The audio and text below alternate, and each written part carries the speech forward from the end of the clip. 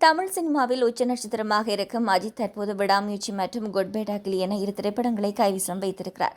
தமிழ் திருமேனி இயக்கி வரும் விடாமுயற்சி திரைப்படத்தின் படப்பிடிப்பு அசர்பைஜானில் நடைபெற்று வரும் நிலையில் சமீபத்தில் தான் அங்கு படப்பிடிப்பு நிறைவு பெற்றது. இதனை அதிகாரப்பூர்வமாகவே அறிவித்திருந்தனர். அடுத்த கட்ட படப்பிடிப்பு விரைவில் துவங்க உள்ளது.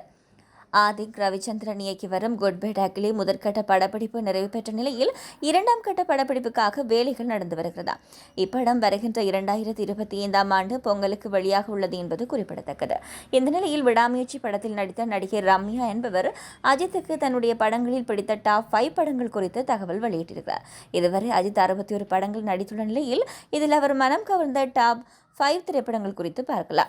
முதலில் அவருக்கு பிடித்த படம் வாலிதானாம். இப்படம் தான் அவருக்கு டாப் 5 லிஸ்டில் முதலிடத்தை பிடித்திருக்கிறது. இதைத் தொடர்ந்து அமர்க்களம், பில்லா, மங்காத்தா மற்றும் விஸ்வாசம் என இந்த 5 திரைப்படங்கள் தான் அஜித்துக்கு மிகவும் பிடித்தது என சொல்லப்படுகிறது.